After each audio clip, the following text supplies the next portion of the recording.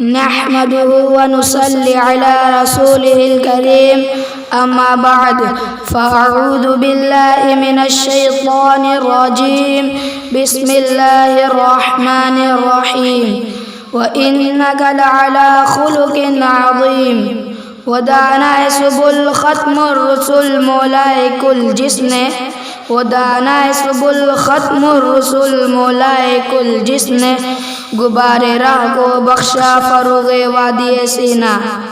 میں اس متبرک اور پر امن بد معیش میں رسالت کی ضیاء حیات کو روشن کرنے کی جسارت کر رہا ہوں۔ میری یہ بسعت نہیں ہے کہ ماہ رسالت صلی اللہ علیہ وسلم کے اسوہ حسنہ پر لب کشائے کر سکوں، لیکن پھر بھی آپ جیسے عظیم المرتبت شخصیت کے روبرو اخلاق النبی صلی اللہ علیہ وسلم کو موضوع گفتگو بناتا ہو تاکہ خود کی اصلاح ہو جائے، ورنہ کسی کی کیا وجہ کہ سیرت النبی کا احاطہ کر سکے۔ شاعر رسول حضرت حسان بن ثابت رضی اللہ تعالی عنہ کا شعر ہے کہ انہوں نے اپنی مجبوری ظاہر کی، فرمایا ما ان مدحت محمدا بمقالتی ما ان مدحت محمدا بمقالتی ولکن مدحت مقالتی بمحمد۔ میری یہ بساط نہیں ہے کہ اپنے اشعار سے مدحت رسول کا حق ادا کر سکوں، ہاں میں نے ذکر رسول صلی اللہ علیہ وسلم سے اپنے اشعار کی ضرور مدح سرائی کی ہے۔ کسی شاعر نے کیا خوب کہا ہے، قلم میرا قاصر زباں میری عاجز، محمد کی عظمت بتاؤں میں کیسے، ہے محبوب رب امام الرسل و فضائل مکمل سناؤں میں کیسے۔ صدر علی وقار پروردگار عالم نے اس دنیا میں اپنے محبوب کو ایسے وقت میں مبعوث فرمایا تھا جب دنیا کے حالات بگڑے ہوئے تھے، لوگوں کے عقائد و معاملات، طور طریقے، رہن سہن، عقائد و کردار کے لحاظ سے اس روئے زمین پر کسی انسان میں تلاش کرنے سے بھی نہیں ملتی تھی، بلکہ انسانیت کا پورا نقشہ بدلا ہوا تھا۔ ابھی تو معبود میں کافی دوری پیدا کر چکے تھے۔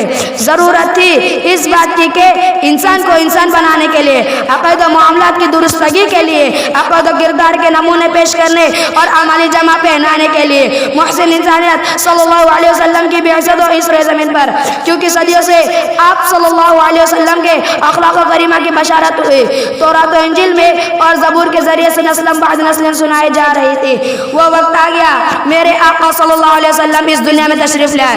میرے آقا صلی اللہ علیہ وسلم کے اخلاق بھی عمدہ، اعمال بھی عمدہ، ریاضت بھی عمدہ، ذہانت بھی عمدہ، سیرت بھی عمدہ، سنت بھی عمدہ، مزاج بھی عمدہ۔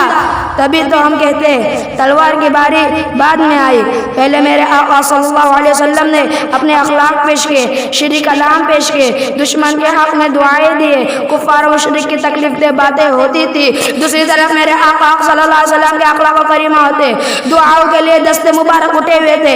اللہ اللہ، ایسا پیارا نبی، ایک طرف اہل مکہ دشمنی دیتے، دوسری طرف میرے آقا کے پاس امانتیں ہوتے، صادق و امین کے لقب سے پکارے جاتے۔ کسی نے امانت رکھ کر آزمایا، کسی نے گالی دے کر، کسی نے کوڑا ڈال کر، کسی نے مجنوں کہہ کر، کسی نے مہمان بن کر آزمایا، لیکن خاتم النبیین والمرسلین نے اپنے عمدہ اخلاق کے ذریعے سے ہر ایک کو خوش کیا، کسی کو ناراض نہیں کیا۔ آئیے ذرا اپنے آقا صلی اللہ علیہ وسلم کے اخلاق کے بارے میں دوسرے یہودی سے معلوم کرتے ہیں کہ بتاؤ ذرا میرے نبی صلی اللہ علیہ وسلم کے اخلاق و کردار کیسے ہے۔ ایک یہودی میرے نبی صلی اللہ علیہ وسلم کے گھر مہمان بن کر آتا ہے، آنے کا عجیب و غریب انداز، ہاتھ میں تلوار لے کر، اندھا دشمن کا، آ کر کہتا ہے اے محمد میں تیرا مہمان ہوں، تھکامند ہوں، کھانا کھلاؤ۔ آپ صلی اللہ علیہ وسلم کھانا کھلاتے، پھر آرام کے لیے بستر لگاتے۔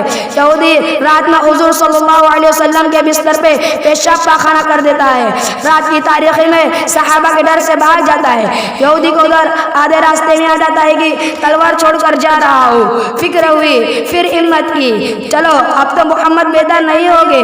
اللہ اکبر، تبھی تو کہا جاتا ہے خدا جس کو ہدایت دے اسے کوئی گمراہ نہیں کر سکتا۔